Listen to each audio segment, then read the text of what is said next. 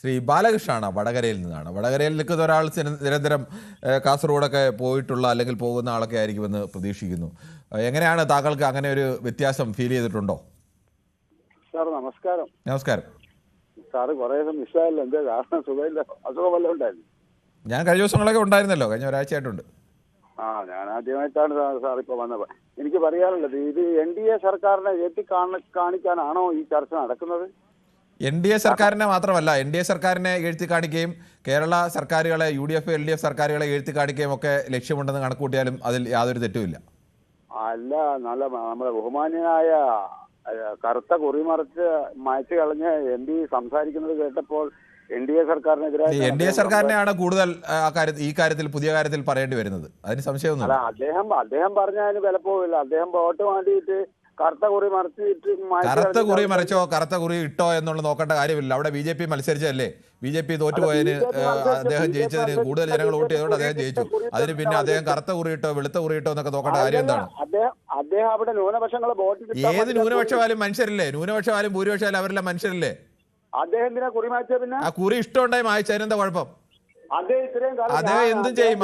അതിനെന്താ കുഴപ്പം? ഒരാൾ കുറി മായ്ക്കോ കുറി ഇടുകയോ ഒക്കെ അവരുടെ വ്യക്തിപരമായ ഇഷ്ടമാണ്. താങ്കൾ ഈ വിഷയത്തിൽ എന്തെങ്കിലും പറയാനുണ്ടെങ്കിൽ പറയൂ. താങ്കൾ എന്ത് ആർജവത്തിന്റെ കാര്യമാണ് പറയുന്നത്? ഒരു പുതിയ റെയിൽപാത ഉണ്ടാക്കുന്നു, അപ്പോൾ അവിടേക്ക് കാസർഗോഡ് വലിയ പ്രതീക്ഷയുണ്ട്, അവിടെ മഞ്ചേശ്വരത്തൊക്കെ മത്സരിക്കുന്ന പ്രതീക്ഷയുണ്ടെന്ന് പറയുന്നതല്ലേ BJP? അവിടെ ശ്രീധരൻ തന്നെയല്ലേ പ്രഖ്യാപിച്ചത്? അപ്പോൾ വേറെ ആരും ഇതുവരെ രാഷ്ട്രീയം പറഞ്ഞില്ല. ഇതുവരെ ഭരിച്ച എല്ലാവരും ഒരുമിച്ചാണ് പറഞ്ഞത്. BJP-കാരനായ താങ്കൾ വന്നാണ് ഇത് താങ്കൾക്ക് തോന്നുന്നത് ഇത് എന്നെയാണോ, അല്ലെ കോഴി കട്ടവന് തന്റെ തലയിൽ പൂടയുണ്ട് എന്ന് തോന്നുന്നത് പോലെയാണ്. ഇത് BJP ആണോ എന്നുള്ള ഭയമാണ് താങ്കൾക്ക്. BJP ഉത്തരവാദിത്തമുണ്ട് ശ്രീ ബാലകൃഷ്ണൻ. 11 വർഷമായിട്ട് കാസർഗോഡ് ജില്ലക്ക് അപകടമുണ്ട്. 11 വർഷമല്ല, നേരത്തെ തൊട്ട് അപകടമുണ്ട്. അങ്ങനെയാണോ ഞങ്ങൾ പറഞ്ഞോ? ഇപ്പൊ അങ്ങനെ ഇവിടെ ആരെങ്കിലും അങ്ങനെ പറഞ്ഞോ? പിന്നെ രാജ്ഭവൻ ഉണ്ണിത്താൻ ഹീറോ ആണ്ട. താങ്കൾക്ക് രാജ്ഭവൻ ഉണ്ണിത്താനെയും കോൺഗ്രസിനെയും ഒക്കെ ദേഷ്യം കാണും, അല്ലെങ്കിൽ മറ്റു പാർട്ടികളെ ദേഷ്യം കാണും. അതുകൊണ്ട് സ്വന്തം പാർട്ടിയിലെ മന്ത് കാണാതെ മറ്റുള്ളവരുടെ കാലിലെ കുരു കണ്ടോണ്ടിരിക്കുകയാണ്. അപ്പൊ അതുകൊണ്ട് അത്തരം ഭീഷണിയൊന്നും വേണ്ട. എന്ത് ഭീഷണി ഇതൊക്കെ? നിങ്ങളെന്ത് ഭീഷണി? നിങ്ങളല്ലേ നാട്ടുകാരെ ഭീഷണിപ്പെടുത്തുന്നത്, അല്ലാതെ മറ്റുള്ളവരാണോ? ജനിച്ച മുതലുള്ള കുറി മായച്ചിട്ട് അത് തിരഞ്ഞെടുപ്പിനടുത്ത് എങ്ങനെയോ നേരിട്ടോട്ടെ. ആളുകൾ കൂട്ടുകെട്ടി എന്തായാലും വർഗീയത പറഞ്ഞൊന്നും അല്ലല്ലോ രാജ്ഭവൻ ഉണ്ണിത്താൻ ജയിച്ചത്. രാജ്ഭവൻ ഉണ്ണിത്താൻ അധികാരത്തിൽ വന്നത് വർഗീയത പറഞ്ഞൊന്നും അല്ലല്ലോ. പച്ചവർഗീയവാദം പറയുന്ന വേറെ ഒരുപാട് പേരുണ്ട്. രാജ്ഭവൻ ഉണ്ണിത്താൻ എന്തായാലും രാഷ്ട്രീയമായി അങ്ങനെ വർഗീയവാദിയാണെന്നുള്ള അഭിപ്രായമൊന്നും ആർക്കുമില്ല. താങ്കൾക്ക് ഈ വിഷയത്തിൽ എന്തെങ്കിലും പറയാനുണ്ടോ? താങ്കൾക്ക് ഈ വിഷയത്തിൽ എന്തെങ്കിലും പറയാനുണ്ടോ? താങ്കൾ അദ്ദേഹത്തിന്റെ കുറി ഒക്കെ നോക്കിക്കൊണ്ട് നടന്നോളൂ. എന്തായാലും നാട്ടുകാർക്ക് മറ്റു ചില കാര്യങ്ങളിലൊക്കെയാണ് താല്പര്യം, അല്ലാതെ അദ്ദേഹത്തിന്റെ കുറിയുണ്ടോ കുറിയില്ലയോ എന്നുള്ളതല്ല വിഷയം. ശ്രീ നിഖിലാണ്, പാലക്കാട് നിന്നാണ് വിളിക്കുന്നത്. ശ്രീ നിഖിൽ, താങ്കൾക്ക് എന്ത് തോന്നുന്നു?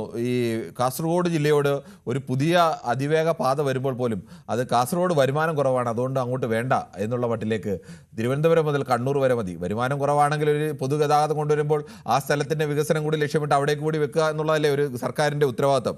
അവിടെ അടക്കം മറ്റെല്ലാ മേഖലയിലും ഈ കാസർഗോഡിനുള്ള അവഗണനയെക്കുറിച്ച് താങ്കൾ എങ്ങനെ കാണുന്നു?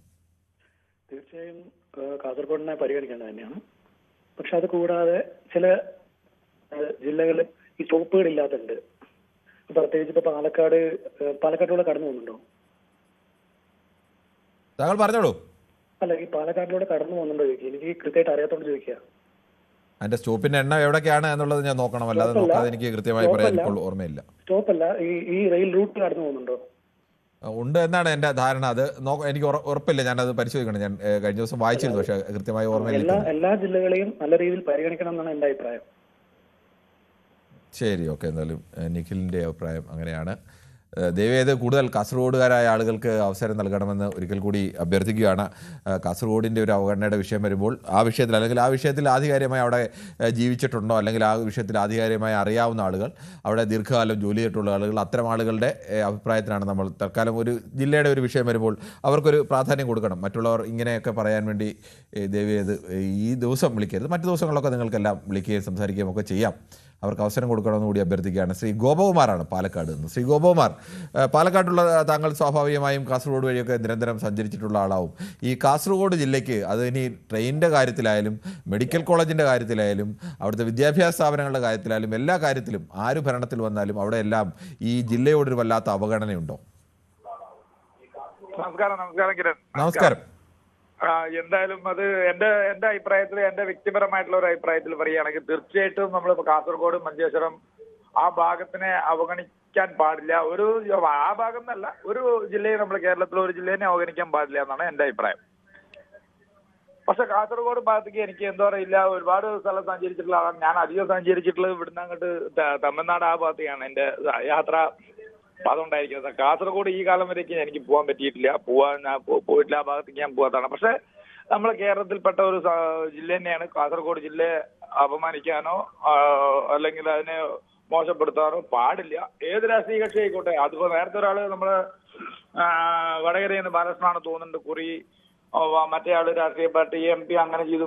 അതിലൊന്നും എനിക്ക് അഭിപ്രായമില്ല. ഞാനും BJP കാരൻ തന്നെ, യാതൊരു തർക്കമില്ല. പക്ഷെ മഞ്ചേശ്വരവും കാസർഗോഡും ഒക്കെ ഞങ്ങൾ ഉറ്റുനോക്കുന്ന ഒരു മണ്ഡലം കൂടിയാണ്, നിയമസഭാ മണ്ഡലമാണ്.